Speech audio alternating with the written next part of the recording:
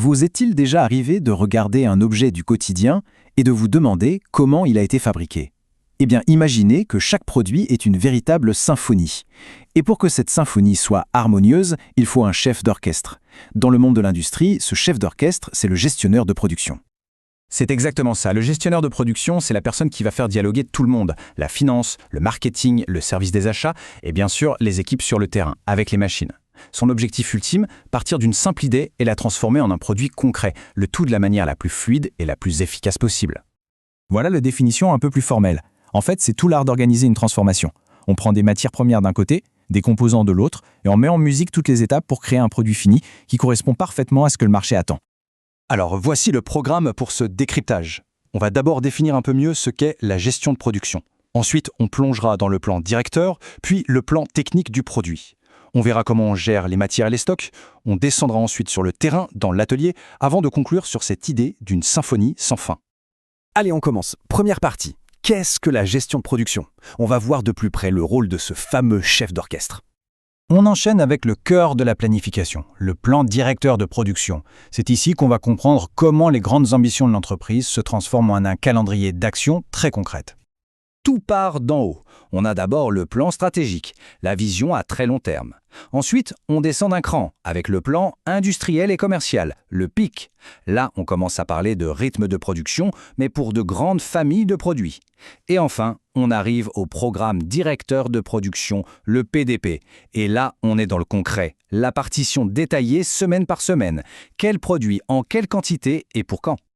Et voilà à quoi ressemble un PDP. C'est un tableau de bord. Regardez la première semaine. On a des prévisions de vente de 50, mais déjà 55 commandes fermes. Si on ne fait rien, le stock va chuter. C'est là que le PDP intervient et dit « Attention, il faut lancer une production de 100 unités pour couvrir les besoins et anticiper ». C'est vraiment ce document qui va donner le rythme à toute l'usine. Bon, maintenant qu'on sait quand et comment produire, il faut s'attaquer au quoi et au comment. C'est le rôle du plan technique du produit. Ici, il y a deux documents absolument clés qu'il ne faut pas confondre. D'un côté, on a la nomenclature. C'est la liste des ingrédients, le de quoi est fait le produit. De l'autre côté, on a la gamme. Ça, c'est la recette de fabrication, le comment on assemble ces ingrédients étape par étape. Prenons l'exemple d'une valise pour que ce soit plus clair. La nomenclature, c'est cette structure en arbre. Pour fabriquer une valise, il faut une armature, un corps et 4 roues. Et pour l'armature, il faut à son tour des profilés métalliques et des vis. C'est grâce à cette décomposition qu'on peut calculer au plus juste tous les composants dont on va avoir besoin. Ce qui nous amène tout naturellement à notre quatrième partie, la gestion des matières et des stocks. Parce que c'est bien beau d'avoir la recette, encore faut-il avoir les bons ingrédients au bon moment. Et voilà, la question qui hante les nuits de tout bon gestionnaire. C'est un vrai casse-tête. Si on a trop de stock, c'est de l'argent qui dort sur des étagères et qui coûte cher. Mais si on n'en a pas assez, on risque de paralyser toute la production et de décevoir les clients. L'enfer.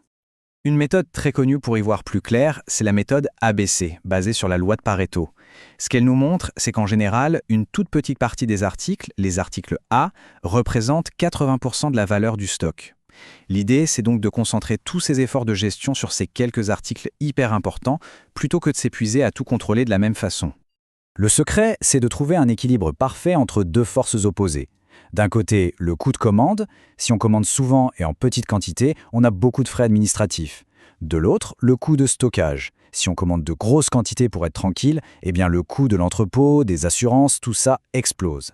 C'est un véritable jeu d'équilibriste. Allez, on descend d'un étage.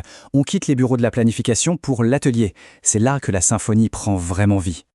L'ordonnancement, c'est le dernier coup de baguette du chef d'orchestre. C'est lui qui va dire à chaque machine, à chaque opérateur, c'est à toi de jouer, maintenant et dans cet ordre précis.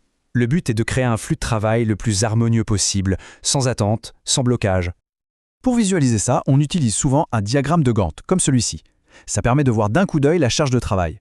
Par exemple, on voit très bien que la tâche A doit être terminée sur la machine 1 avant que la tâche C puisse démarrer sur cette même machine, au 3e jour. C'est une véritable carte routière de la production. Et cette citation, elle est fondamentale. Elle vient d'Eliaou Coldrat et elle nous rappelle l'importance des goulots d'étranglement. Le goulot, c'est la machine ou le poste le plus lent de toute la chaîne. C'est lui qui dicte le rythme de toute l'usine. Si on veut produire plus, c'est sur ce goulot et uniquement sur lui qu'il faut se concentrer. Et nous voilà à notre dernière partie, la symphonie sans fin. Pourquoi sans fin? Parce qu'en production, le concert n'est jamais vraiment terminé. Il faut sans cesse s'adapter à un monde qui bouge. Si on résume le parcours, on voit bien la logique implacable. On est parti d'une vision stratégique à très long terme pour arriver à des actions très concrètes dans l'atelier, seconde par seconde. Chaque étape découle de la précédente. C'est cette cohérence qui permet de transformer une idée en un produit en créant de la valeur. Et la question qui se pose aujourd'hui, c'est celle-ci. Avec des chaînes d'approvisionnement qui se brisent, des clients qui veulent des produits de plus en plus personnalisés et l'urgence climatique qui frappe à la porte, comment les chefs d'orchestre de la production vont-ils devoir réécrire leur partition ? La réflexion ne fait que commencer.